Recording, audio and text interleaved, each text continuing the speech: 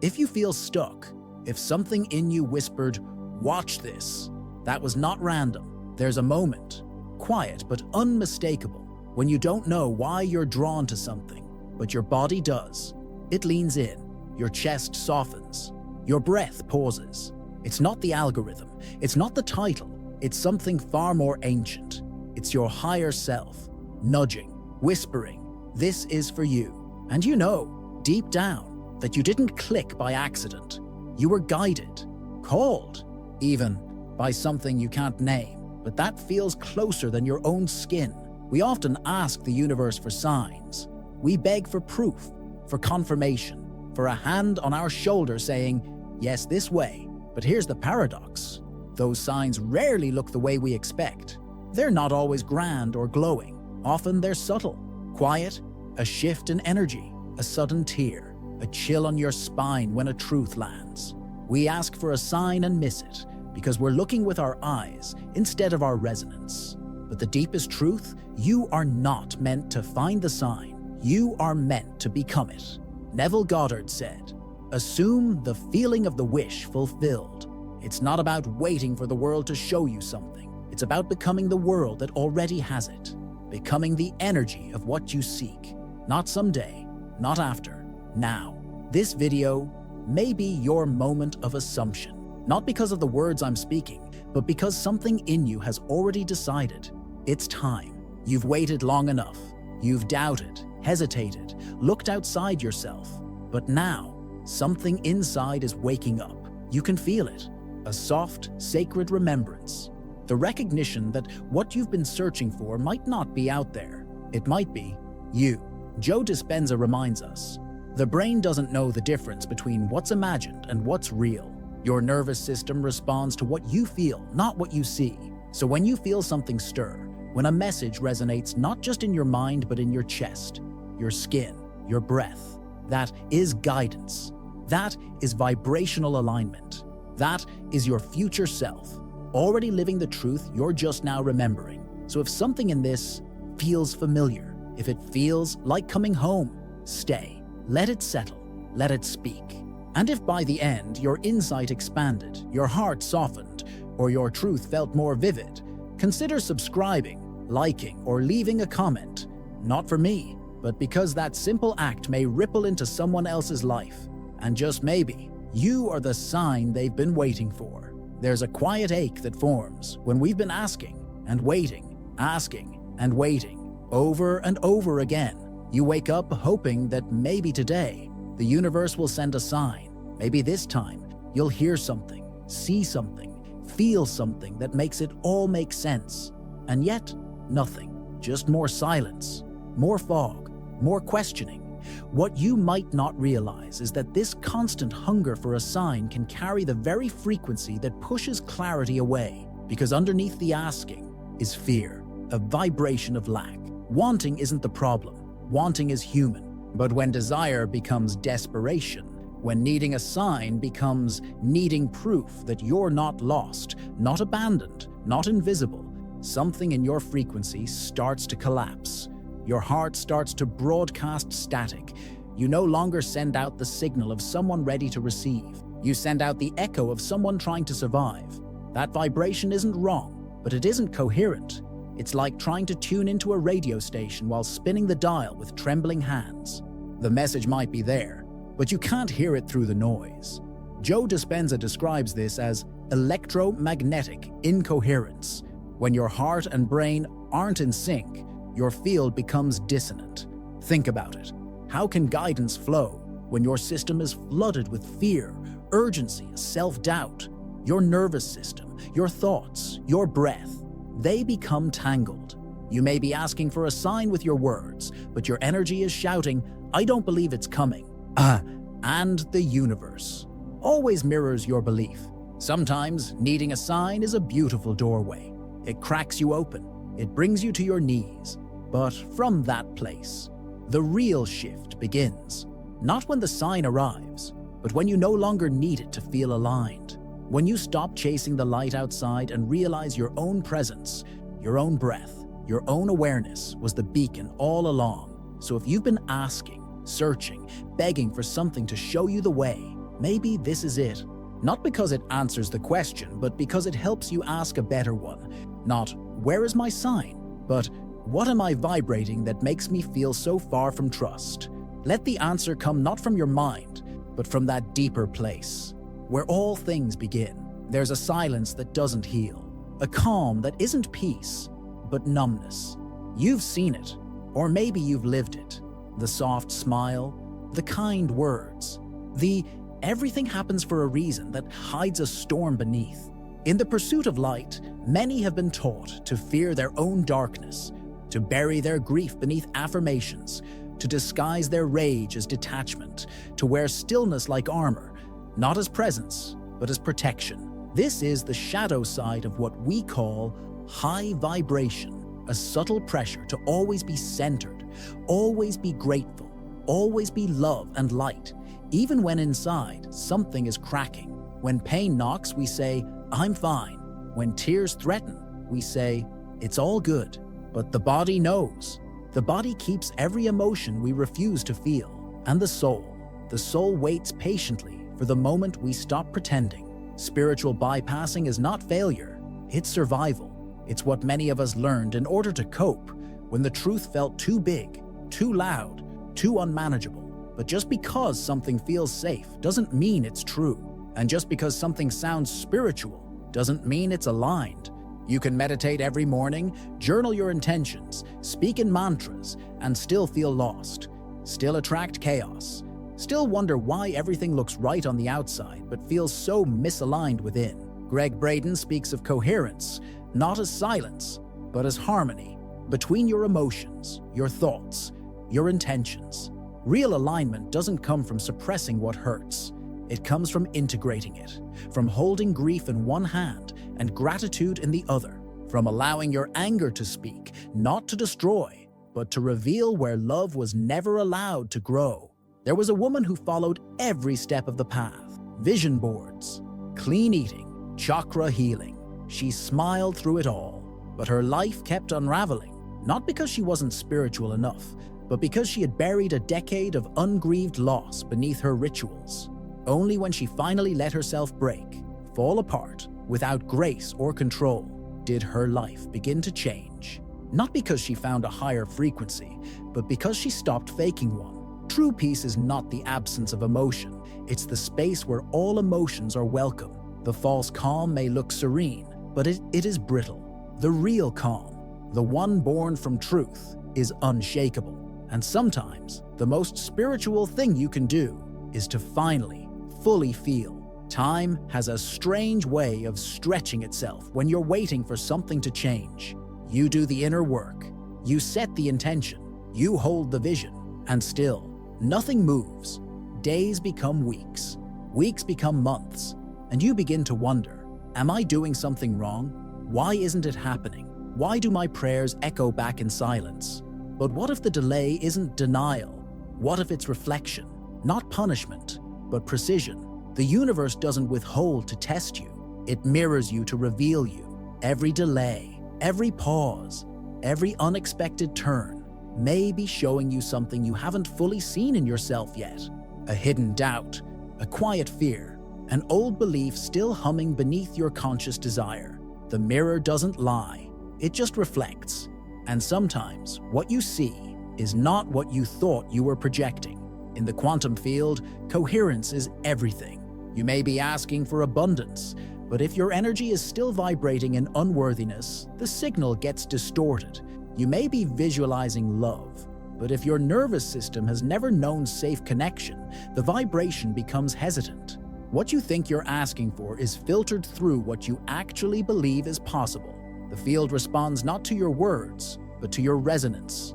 It's not about blame, it's about awareness. There's no need to fight the delay. Instead, listen to it. What does this moment of waiting want you to know? What part of you still feels unseen, unhealed, or unready? When you shift from frustration to inquiry, the mirror becomes a teacher. And the longer it holds your gaze, the clearer you begin to see. You've never been off course. You've only been circling the parts of you still waiting to be chosen. And sometimes, the delay is the invitation, not to wait harder, but to soften deeper, to become the version of you who no longer seeks arrival, because she already belongs. When that shift happens, not in thought, but in embodiment, the mirror changes. Not because it's been altered, but because you have. We often imagine divine guidance as something gentle, like a soft breeze, a sudden warmth, a whisper in the heart that leads us, lovingly, toward clarity. But guidance doesn't always come wrapped in light. Sometimes it arrives in the form of disruption, a sudden ending, a closed door, a moment so unexpected it shakes the ground beneath you. And in that moment, it's easy to doubt. Easy to wonder why the universe feels so silent when everything inside you is screaming for help. But maybe the disruption is the guidance. There was once a man who gave everything to a job that slowly drained his soul. He stayed because it was safe, because it paid the bills, because it made sense. For 12 years, he silenced the whisper that told him he was meant for something else. Then, one day, the job was gone, laid off. No warning, no safety net, just the silence he had tried to ignore, now deafening. At first, it felt like punishment, like betrayal, but in the quiet that followed, something else emerged. A calling, a memory, a passion he had buried beneath duty and fear. What looked like failure became freedom. This is the paradox. Sometimes being guided doesn't feel like being led. It feels like being broken. But the seed doesn't grow until it cracks. The light doesn't enter until something falls apart. And you don't awaken until the life you've outgrown refuses to hold you any longer. You weren't abandoned. You were being redirected. You were being reintroduced to yourself. Guidance is not always what brings peace. Sometimes it's what disturbs your peace so deeply that you have no choice but to transform. And the truth is, your soul knows this.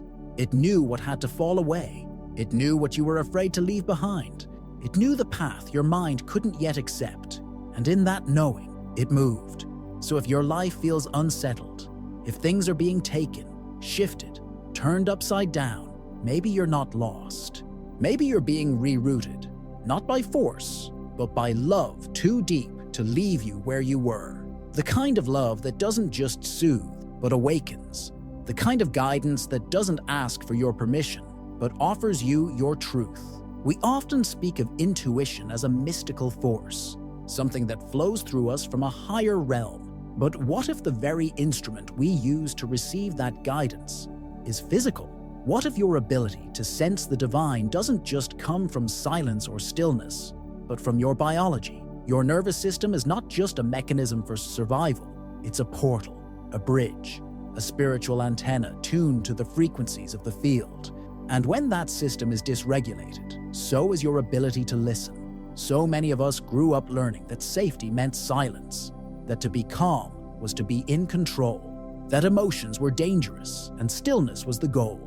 But underneath that conditioning is a body constantly scanning for threat, even in the absence of danger. The vagus nerve, the very thread that connects your brain, heart, and gut, is not just a physiological structure, it is a channel. When calm, it opens. When under stress, it closes. And that one shift changes everything. You can't receive intuitive signals clearly if your body is stuck in survival. You can't hear the subtle whispers of your higher self when your inner world is screaming for protection. And that's not a failure of faith. It's a function of trauma, of memory, of a nervous system doing its best to keep you safe, even when you're no longer in danger. But here's the gift. Regulation is possible. Safety can be rebuilt. Through breath, through presence, through small moments of coherence, you begin to retune the instrument. And with that tuning comes clarity, insight, connection. You don't need to transcend the body to find spiritual truth. You need to come home to it, because your body, when aligned, is not in the way. It is the way. When you breathe slowly, deliberately, with your heart in rhythm, your brain waves begin to shift. Your field begins to stabilize. And suddenly, what felt distant becomes intimate. What felt chaotic becomes knowable. And guidance doesn't shout, it whispers. Not because it's hiding, but because now, finally, you're quiet enough to hear. In an age of constant stimulation, it's easy to confuse movement with meaning. a surge of inspiration, a beautiful quote, a video that makes your heart race for a moment. And then, nothing changes. You keep scrolling, keep consuming, keep chasing the next spark that makes you feel momentarily awakened. But deep down, you know, that feeling didn't root itself. It passed through you, fast and bright. Like lightning without thunder, there's a trap hidden inside the search for spiritual content. A loop that feeds your dopamine but starves your soul. It feels like growth. It looks like awareness. But it functions like any other addiction. You crave the feeling, not the transformation. You seek the high, not the healing. And so you begin to mistake emotional spikes for spiritual truth. But real transformation doesn't always feel good. It feels real, and realness isn't always comfortable. The neuroscience is clear. Dopamine rewards novelty, not depth. It reinforces behaviors that bring quick satisfaction, not long-term integration. So you return to what feels exciting, not what feels true. You seek the next moment of resonance, instead of lingering in the silence where your own voice might rise. The soul doesn't speak in dopamine, it speaks in resonance, in the stillness that remains after the wave has passed, in the quiet knowing that doesn't need to impress you, it only asks to be honored. That's why so much of this path feels slow, why the real shifts happen in the small spaces. 10 minutes of deep, sensory visualization will do more for your vibration than hours of scrolling. But it won't give you a rush. It won't distract you from your pain. It will ask you to sit inside it and breathe. This isn't about discipline. It's about devotion, a choice to move from stimulation to connection, from craving to coherence, from the hunger for something new to the willingness to fully receive what is already here. Because the truth has never been hidden, only buried beneath the noise. And now you are remembering how to listen, not with your mind, but with your presence. There are moments when something touches you so deeply you can't explain it. A phrase, a pause, a sentence that feels like it was written in your own voice from a place you've never visited, but always known. You don't remember searching for it, but there it is, arriving not with fanfare, but with a deep, still recognition. That's not coincidence. That's coherence. That's resonance. And resonance is never random. You didn't find this message, you were aligned with it. Like a tuning fork meeting another in perfect vibration. And the signs you were guided here aren't outside of you. They're in your body, your breath, your sensation. Maybe you felt a subtle wave of emotion at a certain moment. Maybe something opened in your chest when a sentence landed. Maybe your skin tingled, or a long-forgotten memory floated to the surface. These are signs, not dramatic, but real, cellular, sacred. The first sign is resonance, that deep, wordless yes your body feels before your mind catches up. The second is goosebumps, that gentle electricity, like your skin remembering something your intellect can't yet explain. The third is clarity, sudden and sharp, arriving like light through fog. The fourth is synchronicity in dreams, or waking visions that mirror the themes you're hearing now. And the fifth, the one that matters most, is the emotional unlocking. The tear you didn't expect, the breath that felt like release, the soft ache in your chest that whispers, "I've known this all along." These signs don't point you forward, they pull you inward, not toward a destination, but toward presence. Because this moment, this connection, isn't just a message from the universe. It's a message from you, from the version of you who's already whole, already aligned, already home. And now, perhaps the most important question isn't, was I guided here? It's what within me recognized this truth before it was spoken. Because that recognition is remembrance. That resonance is your soul answering itself. There is a moment in every inner journey when the seeking slows. Not because the answers have all arrived, but because something within you no longer needs to search. The longing softens, the questions become quieter, and in their place there is a presence. Quiet, steady, ancient. It doesn't announce itself, it doesn't push, it simply is. And that presence is you. You have spent years tuning your instrument, through pain, through surrender, through moments of hope and moments of forgetting. And each time, Even when you thought you were broken, you were learning how to hold a deeper note, a truer resonance, the frequency of your own becoming, not perfection, not purity, but coherence, a wholeness born not from never falling, but from never abandoning yourself when you did.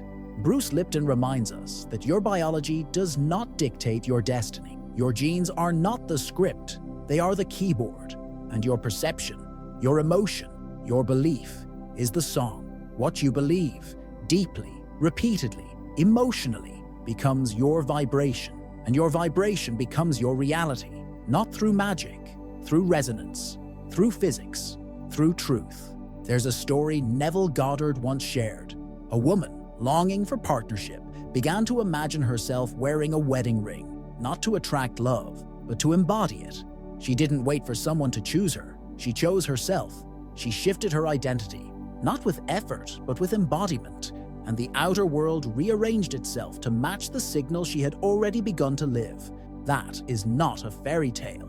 That is frequency. That is the field, as Greg Braden describes it, responding not to what you say, but to the emotional coherence you carry. The world doesn't change when you command it. It changes when your energy becomes undeniable, when your truth becomes embodied, when you no longer need to ask for a sign because you are the sign. So if something in you shifted during this message, if a breath softened, a tear came, a truth settled, it wasn't because of these words. It was because something in your frequency remembered itself. And if that happened, then maybe this moment is more than just a video. Maybe it's a mirror. Maybe it's a confirmation that you are not waiting anymore. You are becoming. And perhaps you are now the sign someone else is silently asking for.